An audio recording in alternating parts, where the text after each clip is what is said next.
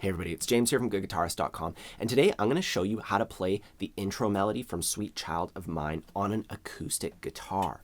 Because, I've had some students say like, hey, I want to learn that, but like I can't, reach way up here and do it that way. So I've adapted it for acoustic and set it up in a way that it kind of feels like some chord shapes that you already know. So this is going to be the easiest way that you can play it. Really quick before we get started, if you haven't grabbed your copy of my free ebook, I'll put a link in the corner. It's free for all my subscribers. It goes over all the fundamentals of acoustic guitar, strumming, chords, all that stuff. So please check that out. I also have a course, Learn Guitar Once and For All, that we can talk a little bit more about later on in this lesson. Anyways, we're gonna get started. I'm just gonna play this thing for you.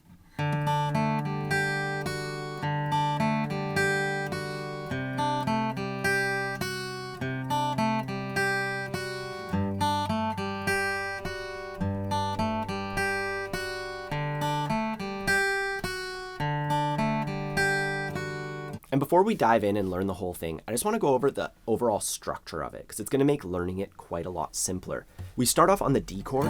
So that first riff, it's a D chord basically. We're really outlining the D chord. That second one outlines a C chord.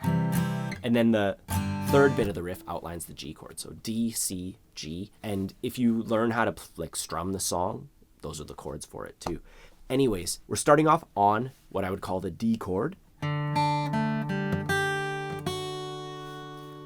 I'm going to start off by placing my fingers. I'm literally just going to press down the D chord. We don't need our middle finger for it. And I'm going to play the open D string, then the B string, and then the G string. Then I lift off my index finger and I play the open G string. And after that, I'm going to press the third fret of the thinnest string with my ring finger. And then I'm going to play the second fret with my index.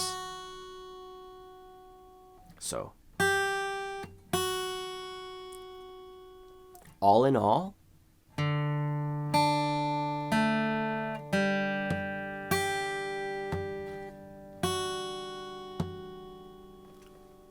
we do that 2 times on D.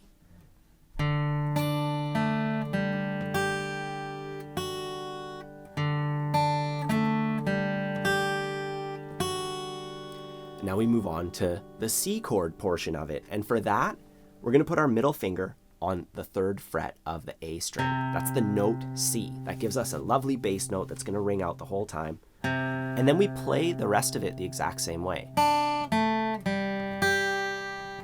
But it's a little bit trickier because our middle finger is pressing down that third fret of the A string the entire time. So there's a bit of a stretch going on. And you're going to have to bring your elbow in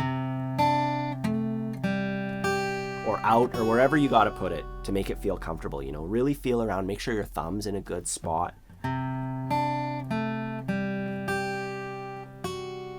But otherwise, everything else is exactly the same. We're just changing the first note of it. We press the third fret of the A string and then. And if that's giving you a lot of trouble, I recommend working on the D chord portion of it till, you have it down in your sleep. It's really important to do a lot of repetitive practice. You could even break that down. You could go 3 and 4 and 3 and do that a whole bunch of times till you're really comfortable with it, and then add and do that like 40 times in a row every day. And then when you go to do this, your fingers will pretty much automatically do what they need to do. That's my advice for really getting this kind of thing. For the last bit, we go to a G chord. Same thing.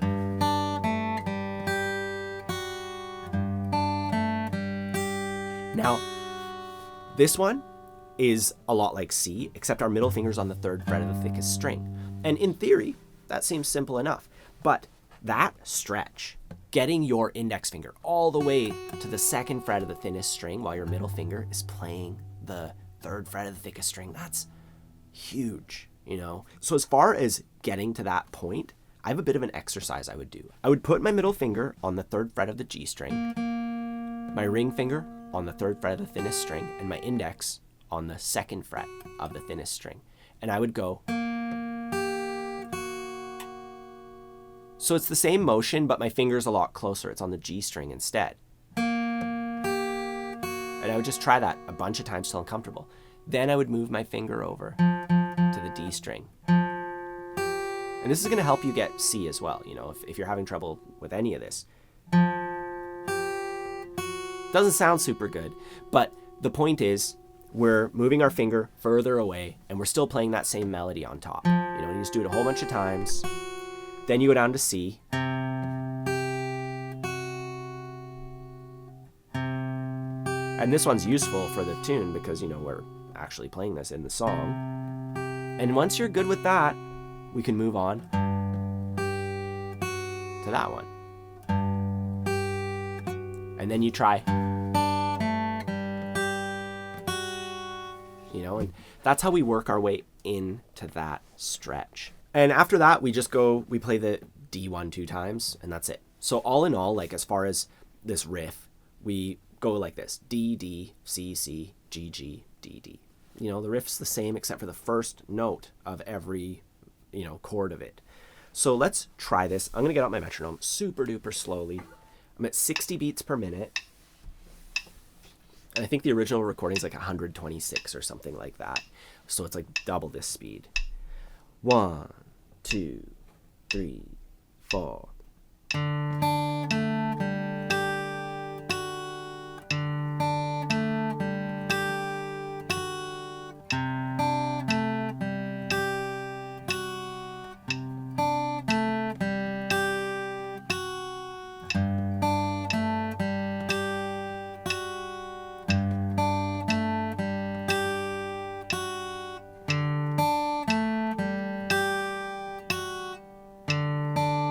One more time.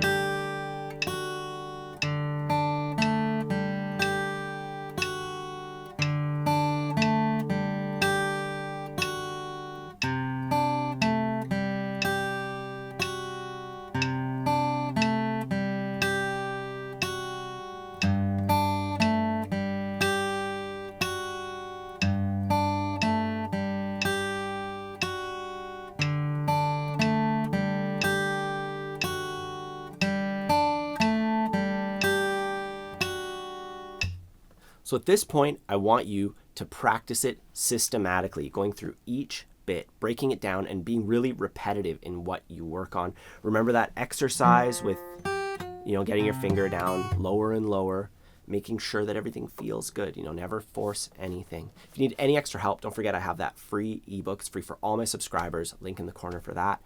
Also, in the corner, you'll find a link to my course, Learn Guitar Once and For All, which is designed to help people go from absolute beginner to confident strummer. I notice a lot of people have problems with getting their rhythm to sound natural and smooth. So there's a really heavy focus on that. If you're already good with chords and strumming, I have tons of other courses too. I'll put a link to all that stuff down below in the description. And if you have a moment to subscribe to the channel, I'd really appreciate that if you could take care of that right now. It's honestly one of the best ways that you can support me, as simple as it sounds. Anyways, if you need any help, let me know in the comments down below. Have a fun time practicing, and I'll see you soon.